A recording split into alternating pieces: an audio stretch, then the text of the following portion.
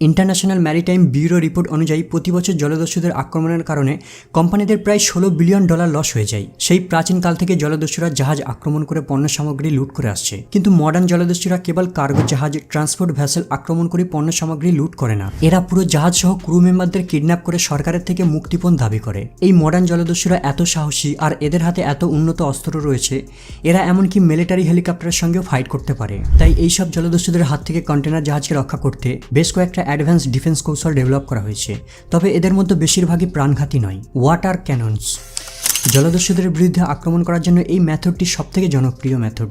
এই high pressure জলবাহী নলটি জলদস্যুদের বোটকে সহজেই ডুবিয়ে দিতে সক্ষম। এই নলটি দিয়ে প্রতি মিনিটে 150 গ্যালন সমুদ্র জল ফায়ার করতে পারে। এই টেকনোলজিটিকে বিশ্ববিখ্যাত ফায়ার ফাইটিং কোম্পানিরা ডেভেলপ করে। ক্যাননটি প্রায় 175 PSI প্রেসারে জল ফায়ার করতে সক্ষম, যা 100 গজের মধ্যে যে কোনো অভিমুখে জল স্প্রে করে ব্যারিকেড বানিয়ে দিতে পারে। আর এই প্রেসারটি যথেষ্ট যে কোনো বোট থেকে দস্যুদের ছিটকে ফেলে দেওয়ার জন্য। এই নজলসকে অ্যাসিড প্রুফ স্টেনলেস স্টিল দ্বারা তৈরি করা হয়েছে, আর এটিকে জাহাজের মধ্যে বসে বসে ভিডিও ক্যামেরার মাধ্যমে কন্ট্রোল করা যাবে, কিংবা অটোমেটিক্যালি ফাংশনের জন্য সেটও করে দেওয়া যাবে। আসলে জাহাজের ভিতর বসে থেকে মেশিনটিকে কন্ট্রোল করারও প্রয়োজন রয়েছে, কারণ দস্যুদের হাতে বন্দুক থাকে। যদি জাহাজের ডেকের উপর বসে অপারেট করা হয়, তাহলে অপারেটরকে শুটও করে দিতে পারে। ওয়াটার ক্যাননের সবথেকে বড় অ্যাডভান্টেজ হলো এদের রেঞ্জ, যা জাহাজ ক্রুদের যথেষ্ট সময় দেয় জাহাজকে দস্যুদের আক্রমণ থেকে দূরে সরিয়ে একটি নিরাপদ স্থানে নিয়ে আসতে। এছাড়া ওয়াটার ক্যাননকে ডাইরেক্ট দস্যুদের বোটের উপর স্প্রে করার জন্য ব্যবহার করা হয়, যাতে তারা জাহাজে চড়তে না পারে, প্লাস তাদের গতিকেও থামিয়ে দেওয়া হয়। ফলে ক্রু মেম্বাররা মূল্যবান সময় পেয়ে যায় অ্যাকশন নেবার জন্য। তাছাড়া ওয়াটার ক্যাননকে ব্যবহার করে দস্যুদের জাহাজগুলিতে ফিল করে জাহাজগুলিকে ডুবিয়ে দেওয়ারও চেষ্টা করা হয়। প্লাস বোটগুলিতে জল ভরে গেলে জাহাজকে অ্যাটাক করতেও তাদের সমস্যা হয়, তারা জাহাজকে ধাওয়া করতেও ব্যর্থ হয়, আর ততক্ষণে জাহাজগুলি একটি সেফ ডিস্টেন্সে চলে আসে। নেট স্ট্র্যাপ এই পদ্ধতিতে জলদস্যুদের ভয় দেখিয়ে তাড়ানোর পরিবর্তে ফাঁদে ফেলা হয়। বড় বড় জাহাজদের ডিফেন্স করার জন্য এই মেথডটিকে ব্যবহার করা হয়। বেসিক্যালি এটা একটা নন লিথাল, মানে প্রাণঘাতী নয়। জলদস্যুরা যাতে জাহাজের কাছে না ঘেঁষতে পারে, এই উদ্দেশ্যে ডিভাইসটিকে ডিজাইন করা হয়েছে। এই নেটের কাছে আসলে জালে জড়িয়ে বোটের ইঞ্জিন থেমে যায় আর বোটগুলিকে নিশ্চল করে দেয়। এই নেটগুলিকে জাহাজের দুই সাইডে প্রয়োগ করা হয়, যা একটি ব্যারিকেড হিসাবে কাজ করে। জলদস্যুরা ভুলেও জাহাজের কাছে আসতে পারে না, কারণ এই নেটগুলি খুবই মজবুত মেটেরিয়াল দিয়ে তৈরি, যেমন স্টিল কেবিল কিংবা হেভি ডিউটি নাইলন, যাদের কাটা বা ছেঁড়া অনেক কঠিন সাধ্য কাজ। যখনই দস্যুদের বোট জালে আটকে যায়, সঙ্গে সঙ্গে বোটটি জালে আরও বেশি বেশি জড়াতে থাকে, ফলে ক্রু মেম্বাররা কুইক অ্যাকশন নিতে পারে। তাছাড়া এই নেটগুলিকে দস্যুদের বোটকে স্লো ডাউন করার জন্য প্রয়োগ করা হয়। এর ফলে ক্রু মেম্বাররা সহজে জাহাজকে একটি সেফ ডিস্টেন্সে নিয়ে চলে আসতে পারে। রেজার ওয়্যার ক্যানিস্টার রেজার ওয়্যার ক্যানিস্টার একটি বৃত্তাকার কন্টেনার, যার মধ্যে অনেকগুলি ধারালো তারের কয়েল রয়েছে, আর এই ক্যানিস্টারটিকে জাহাজের রেলিংয়ের উপর রাখা হয়।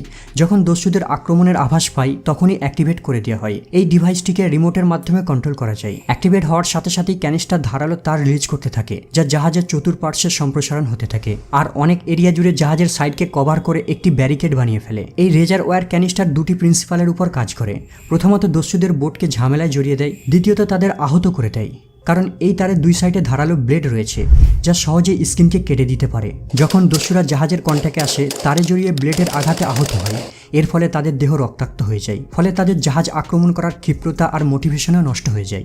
রেজার ওয়্যারকে বিপদের সংকেত হিসাবে প্রদর্শন করা হয়, যাতে দস্যুরা মনে করে জাহাজে চড়া এক প্রকার বিপদ, ফলে তারা প্রথম চেষ্টাতেই শক্তিহীন হয়ে পড়ে। শিপ বার্নার সোর লঞ্চার জলদস্যুদের আক্রমণ থেকে জাহাজকে বাঁচাতে জাহাজের মধ্যে প্রাণঘাতী অস্ত্র থাকার প্রয়োজন রয়েছে, যা তাদের পরাজিত করতে সক্ষম হবে, কারণ জলদস্যুদের কাছে শক্তিশালী অস্ত্র থাকে।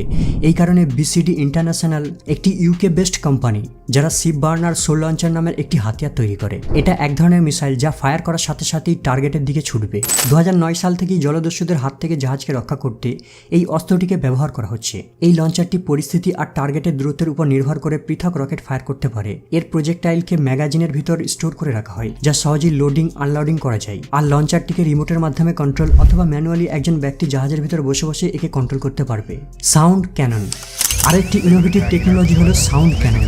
এই ডিভাইসটি হাই পিচ সাউন্ড প্রডিউস করে। এর শব্দ এতই তীব্র যা যে কোনো সাধারণ মানুষের সহ্যের বাইরে, যার ফলে এটি জাহাজের চতুর্পার্শ্বে একটি বৃহৎ স্ট্যান্ড অফ জোন বানিয়ে ফেলতে পারে। কারণ এর শব্দের তীব্রতা এতই বেশি যা যে কোনো সুস্থ মানুষের পার্মানেন্ট হিয়ারিং লস, টিনাইটাস, ভ্যাস্টিবিউলার ডিসফাংশনের মতো মারাত্মক ক্ষতি করে দিতে পারে। তাছাড়া এই ডিভাইসটিকে বিক্ষোভকারীদের ছত্রভঙ্গ করতে পুলিশও ব্যবহার করে থাকে। আর্ম গার্ড সবথেকে কার্যকর ডিফেন্স মেথডটি হলো আর্ম গার্ড, যাদের বেশিরভাগ শিপিং ইন্ডাস্ট্রিরা জাহাজে মজুত করে রাখে। এই গার্ডেরা সাধারণত ফর্মার মিলিটারি পার্সোনাল, যারা অগ্নেয়াস্ত্র ব্যবহারে আর যুদ্ধের কৌশলে অনেক দক্ষ।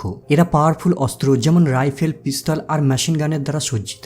জাহাজ আর ক্রুদের বাঁচাতে জলদস্যুদের শুট করারও পারমিশন দেওয়া আছে এদের। এছাড়াও জাহাজগুলিকে দস্যুদের হাত থেকে বাঁচাতে র্যাডার সিস্টেমেরও সাহায্য নেওয়া হয়ে থাকে। এই টেকনোলজির সাহায্যে দস্যুদের বোটকে দূর থেকে ডিটেক্ট করে ফেলতে পারে। এছাড়াও তারা সোনার সিস্টেমেরও সাহায্য নিয়ে থাকে। এই টেকনোলজির সাহায্যে জলের নিচে সাবমেরিনের উপস্থিতি কিংবা আন্ডার ওয়াটার থ্রেডকে ডিটেক্ট করতে পারে। শুধুমাত্র জলদস্যুরাই বাণিজ্যিক জাহাজগুলির জন্য সমস্যা নয়, খারাপ ওয়েদারও একটি জাহাজকে মারাত্মক বিপদে ফেলতে পারে। তাই যাত্রীবাহী জাহাজ যখন এমন কোনো প্রতিকূল পরিস্থিতির মধ্যে পড়ে, তখন সবচাইতে বেশি ব্যবহৃত সমাধানটি হলো জাহাজ থেকে নেমে পড়া। আর এর জন্য ব্যবহার করা হয় বিভিন্ন প্রকার লাইফ বোট। অতীতে ব্যবহৃত লাইফ বোটগুলির চাইতে বর্তমানে ব্যবহৃত আধুনিক লাইফ বোটগুলি অনেক অংশে ভিন্ন। সব ধরনের প্রযুক্তি সম্বলিত আর সেলফ ড্রাইভিং এই লাইফ বোটগুলিকে শুধুমাত্র বিপদ থেকে যাত্রীদের দূরে নিয়ে যায় না, বরং তাদেরকে নিরাপদ জায়গাতেও পৌঁছে দেয়। আর এই আধুনিক লাইফ বোটগুলির মধ্যে সবথেকে বড় পরিবর্তন হলো এদের লঞ্চিং মেকানিজম। পূর্বের লাইফ বোটগুলিকে বিপদের সময় ধীরে ধীরে জলে নামানো হতো, কিন্তু বর্তমানে লাইফ বোটগুলিকে র্যাম্প ব্যবহার করে সরাসরি জলে নিক্ষেপ করা হয়। এই পদ্ধতিতে যাত্রীদের বিপদ থেকে দূরে সরিয়ে নিয়ে যেতে খুব কম সময়ের প্রয়োজন হয়। আর লাইফ বোটগুলিতে ওয়াটারপ্রুফ সিল থাকায় ভিতরে জল ঢুকে যাওয়ার কোনো সম্ভাবনা থাকে না। এরপরেও ছোট আর মাঝারি সাইজের বোটগুলি কোনোভাবে উল্টে না যায়, তার জন্য আরও কিছু অ্যাডভান্স প্রযুক্তি আবিষ্কার করা হচ্ছে। আইসল্যান্ডের কোম্পানি রাফনার মারিটাইম সম্প্রতি সেলফ ডাইভিং বোট আবিষ্কার করেছে। এই ইউনিক ডিজাইনের বোটগুলি জলের স্রোতকে ব্যবহার করে। অসাধারণ ইঞ্জিনিয়ারিং মেকানিজমের ফলে এই সব বোটগুলি কোনো কারণে সম্পূর্ণ উল্টে গেলে নিচে থেকে আবার সঠিক অবস্থানে ফিরে আসে। বোটের সাথে রশি বেঁধে এগুলিকে কেমনভাবে টেস্ট করছে দেখুন। প্রথমত বোটটি কোনোভাবেই উল্টে যেতে চাইছিল না, কিন্তু যখন বোটটিকে পুরো উল্টে দেওয়া হয়, আবারও সে সঙ্গে সঙ্গে আগের অবস্থানে ফিরে আসে। এই বোটগুলির একবার দরজা সিল করে দেওয়া হলে এটা সম্পূর্ণ বাতাসে পূর্ণ হয়ে যায়। এর মধ্যে একটা পেন্ডুলাম সিস্টেম রয়েছে, যা বোটটি উল্টে যাওয়ার সাথে সাথেই বায়ু ভল্ট বন্ধ করে দেয়, যার কারণে বোটটির ভিতর আর জল প্রবেশ করতে পারে না। সাম্প্রতিক বছরগুলিতে জীবন রক্ষাকারী প্রযুক্তিগুলোই রোবটসের ব্যবহার কারণে আরও বেশি উন্নত হয়ে গেছে, যার একটি দুর্দান্ত উদাহরণ হলো ম্যারিন গার্ডিয়ান, যা মূলত একটি মানববিহীন প্রোটোটাইপ সারফেস ভেসেল। এটা তরঙ্গের মাধ্যমে নিজেকে চালিত করতে জলের ব্যবহার করে থাকে। একবার উদ্ধারের লক্ষ্যে পুনরুদ্ধার করা হলে বোটটি ধীরে ধীরে তাদের তীরে ফিরিয়ে আনতে পারে। এই ভেসেলটি একসাথে 6 জনকে নিরাপদ স্থানে নিয়ে আসতে পারে। তাছাড়া এই বোটের মধ্যে কোনো উদ্ধারকারী কর্মীও থাকে না, তাই তাদের ঝুঁকির মধ্যে পড়তে হয় না। যদিও এই প্রযুক্তির এখনো সম্প্রসারণ বাকি আছে, তবে সেই দিন আর বেশি দূরে নেই যেখানে নৌযান চলাচল আগের চাইতেও আরও বেশি সুরক্ষিত আর সহজ হবে। বন্ধুরা, আজ এই পর্যন্ত আপাতত বিদায় নিলাম। দেখা হবে আবার পরের এপিসোডে।